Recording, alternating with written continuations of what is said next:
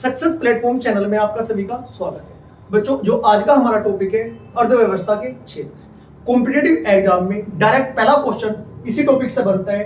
Term दे देगा आपको, direct पूछ लेगा कि ये किस क्षेत्र से संबंधित है। जो आज की हमारी क्लास होगी, मैं इसमें आपको 5 के 5 क्षेत्र बताऊंगा कि क्षेत्र में कौन कौन सी मदे आती है, कौन कौन सी वस्तु आती है। डायरेक्ट ट्रिक से बताऊंगा, जो रेड पेन से लिखा हुआ है ये सारी ट्रिक है। आज के बाद इस टॉपिक से आपका क्वेश्चन कभी भी गलत नहीं होने का, कितने हाई लेवल का पेपर हो आपका या कितना ही मीडियम लेवल का आपका पेपर हो। चलो स्टार्ट करते हैं। सबसे पहले हम देखते हैं भारतीय अर्थव्यवस्था के क्षेत्र। सबसे पहले देखते हैं आर्थिक गतिविधियों के आधार पर 5 प्रकार के क्षेत्र है भारतीय अर्थव्यवस्था के। प्राथमिक क्षेत्र, द्वितीय क्षेत्र, तृतीय क्षेत्र, चतुर्थ क्षेत्र और पंचम क्षेत्र। जिस तरीके से मैं आपको डायरेक्ट याद कराऊंगा, ऐसी लाइन टू लाइन आपको याद करना है, कभी भी आपका क्वेश्चन गलत नहीं होने का। एग्जाम में कंफ्यूजन ये नहीं होने का कि ये दूसरे क्षेत्र से था, तृतीय से था या प्रथम से था। सब बच्चे नोट डाउन करते चले और समझते चले। सबसे पहले हम बात करते हैं प्राथमिक क्षेत्र। बच्चों, प्राथमिक क्षेत्र क्या होता है? प्राथमिक संसाधनों का जो उत्पादन करते हैं हम, वो डायरेक्ट आपका प्राथमिक क्षेत्र कहलाता है। जैसे कि आपका इसे कृषि एवं संवर्ध क्षेत्र भी कहते हैं। जो हम कच्चा माल तैयार करते हैं, डायरेक्ट साधारण भाषा में देखो सभी बच्चे, जो हम कच्चा माल तैयार करते हैं उसे क्या कहते हैं बच्चों? प्राथमिक क्षेत्र। इसमें जो मेनली होता है आपका क्या आता है बच्चों? कृषि आपका आता है। और जो इसके एग्जाम्पल डायरेक्ट पूछे जाते हैं, एग्जाम्पल, थ्योरी नहीं पूछने का आपको, परिभाषा नहीं पूछने का, एग्जाम्पल पूछेगा। सभी बच्चे देखो, प्राथमिक क्षेत्र के जो एग्जाम्पल है आपके बच्चों, कृषि, बागवानी, पशुपालन, कुक्कुट पालन, वानिकी, मत्स्य पालन, खनन व उत्खनन। बच्चों, जो आपका प्राथमिक क्षेत्र है, जीडीपी में 14% भागीदारी इसकी प्राथमिक क्षेत्र की आपकी होती है। इसे ट्रिक से कैसे याद करोगे सभी बच्चे देखिएगा। एक छोटी सी लाइन याद रखना सभी बच्चे, कृषि और वन बागवानी में पशु मत खाना। एक लाइन याद रखना, सारे के सारे इसके जो आपके एग्जाम्पल है, जो सारे के सारे इसमें आपको याद हो जाएंगे। क्या लाइन थी मेरी? दोबारा देखो सभी बच्चे, कृषि और वन बागवानी में पशु मत खाना। देखो बच्चों क्या क्या बना। सबसे पहले आता है क्या प्रथम क्षेत्र में बच्चों? कृषि। नंबर 2 पर क्या आता है बच्चों? वन।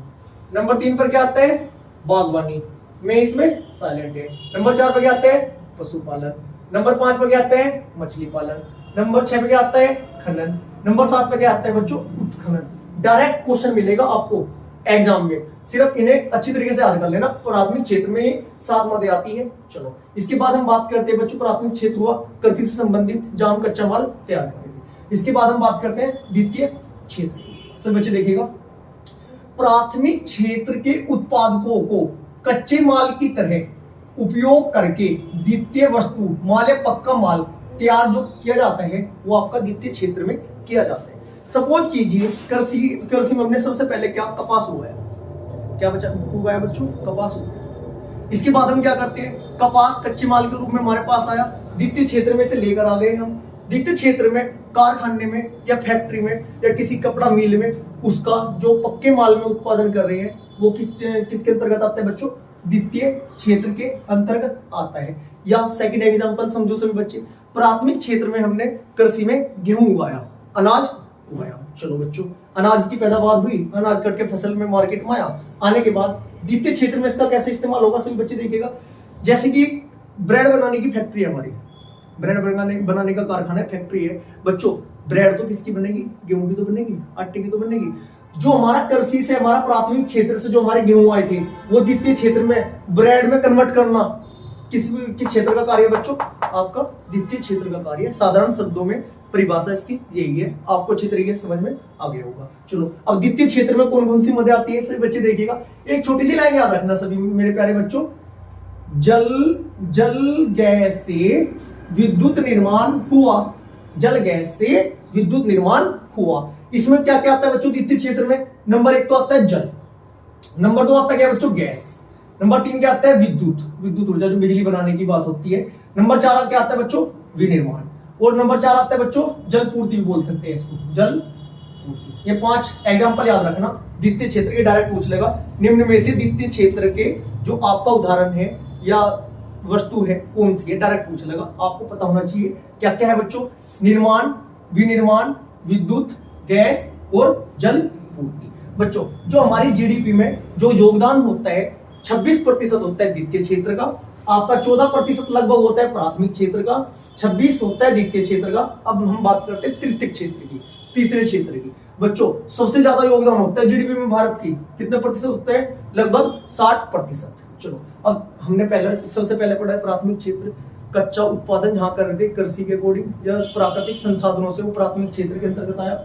उसके बाद प्राथमिक क्षेत्र के जो प्राकृतिक संसाधनों को उत्पादन करने के बाद कच्चे माल के रूप में हमें मिलने के बाद उसे हमने कारखाने में, मील में, फैक्ट्री में उसे पक्के माल में कन्वर्ट कर लिया। जैसे मैं आपको एग्जांपल दिया था किसका, ब्रेड का एग्जांपल दिया था, जैसे कपड़ों का, जो द्वितीय क्षेत्र में पक्के माल के रूप में हमारे पास आ चुका है। चलो उसका उत्पादन हमने कर लिया पक्के माल के तौर पर, द्वितीय क्षेत्र का भी कार्य आपका समाप्त हुआ। स्टेप बाय स्टेप चलते जाएंगे आगे।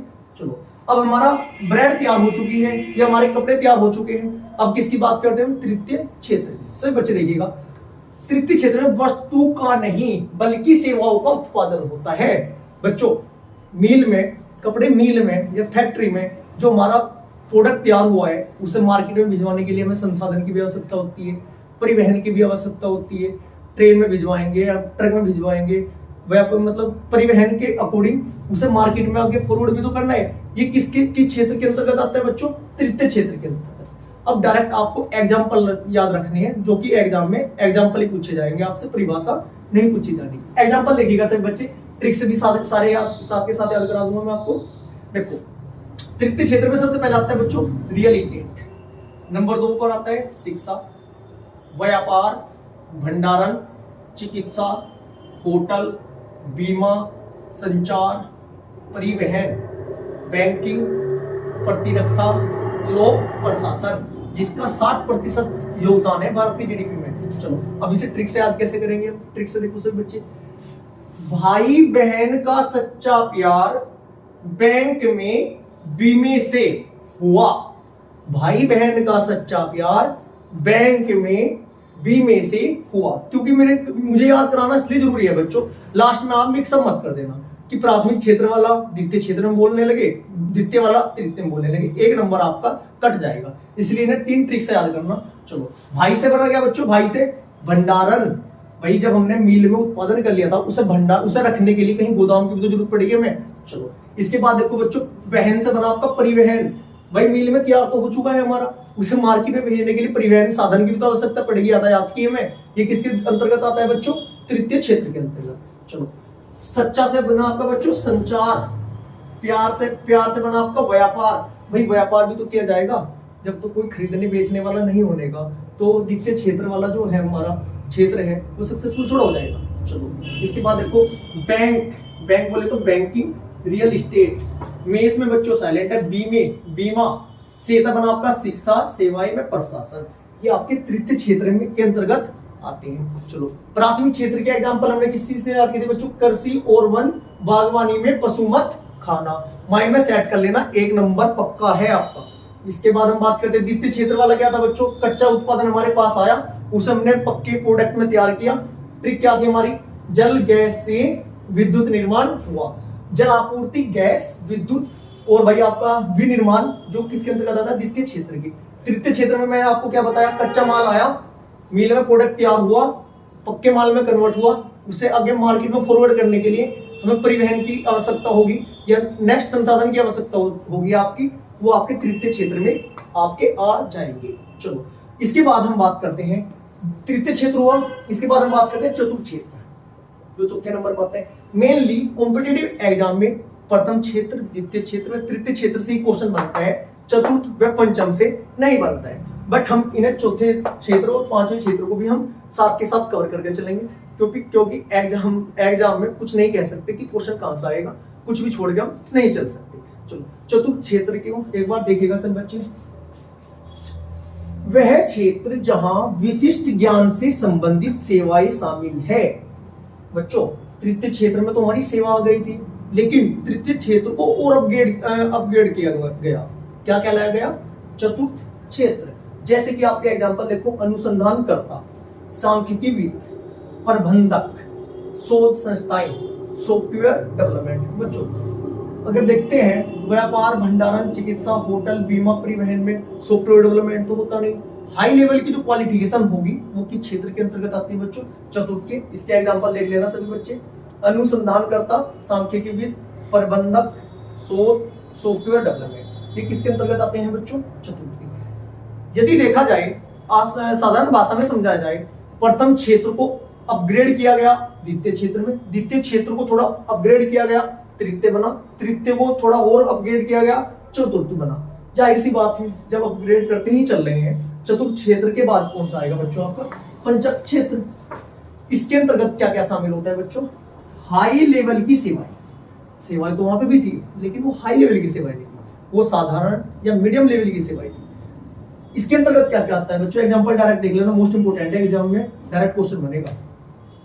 नंबर 1 आता है उच्च स्तर के अधिकारी। उच्च स्तर के अधिकारी बोले तो जैसे कि नौसेना अध्यक्ष हुए, आपके वायुसेना अध्यक्ष हुए, ठीक है बच्चों, सेनाओं के प्रमुख हुए, उच्च स्तर के अधिकारी, क्योंकि आपकी सेवा वाले में नहीं आएंगे, ये आएंगे आपके पंचक क्षेत्र में। इसके बाद देखो कानूनी सलाहकार, जितने भी कानूनी सलाहकार होंगे आपके किस क्षेत्र के अंतर्गत आएंगे बच्चों? पंचम क्षेत्र। इसके बाद जितने वैज्ञानिक हैं, भूतपूर्व वैज्ञानिक, प्रेजेंट वैज्ञानिक जो आएंगे किसके अंतर्गत आएंगे बच्चों? पंचक क्षेत्र के, क्योंकि इनसे हाई फाई तो कोई हो नहीं सकता। चलो इसके बाद हम बात करते हैं वैज्ञानिक के बाद सीईओ, विभिन्न उसके सीईओ जो आपके किसके अंतर्गत आएंगे? पंचम क्षेत्र। डायरेक्ट एग्जामिनर आपसे ऐसे पूछ लेगा कि भारत की जीडीपी में सर्वाधिक योगदान किस क्षेत्र का होता है? इसका होता है बच्चों 60%। तृतीय क्षेत्र का लिख लो बच्चों, छपेगा क्वेश्चन ये। सबसे कम योगदान किस क्षेत्र का होता है बच्चों? प्रथम क्षेत्र का। यदि हम बात करते हैं लोगों की भागीदारी के अकॉर्डिंग, कि पूरी जनसंख्या के अकॉर्डिंग सभी क्षेत्रों में सबसे ज्यादा भागीदारी व्यक्ति की या आदमी की किस क्षेत्र के अंतर्गत आती है? डायरेक्ट क्वेश्चन बन सकता है, सभी बच्चे देखिएगा, इस सीरीज को याद करना। सबसे ज्यादा भागीदारी होती है प्रथम क्षेत्र के अंतर्गत, उससे कम तृतीय क्षेत्र के अंतर्गत, और सबसे कम द्वितीय क्षेत्र के आपके अंतर्गत। चलो यदि मैं बात करता हूँ अर्थव्यवस्था में जीडीपी में भूमिका किस क्षेत्र की सर्वाधिक होती है, सबसे कम किसकी होती है? चलो ये भी देखते हैं। चलो जो आपका तृतीय क्षेत्र था, ये मैं आपको बता के चला हुआ 60% भागीदारी होती है। इससे कम किसकी होती है बच्चों? द्वितीय क्षेत्र की। कितने प्रतिशत? 26% होती है। और सबसे कम किसकी होती है बच्चों? 14%। प्रतिशत में लगभग में है बच्चों, ये फिक्स नहीं है, पॉइंट में वेरिएशन हो सकता है। चलो इसके बाद आपको एक नंबर कंप्लीट करने के लिए अच्छी तरीके से इसे वीडियो को 2 बार रिवाइज कर लेना। यदि क्लास अच्छी लगी हो और ये टॉपिक आपका कवर हो चुका है तो वीडियो को ज्यादा से ज्यादा शेयर करें, लाइक करें और सब्सक्राइब करें। Thank you.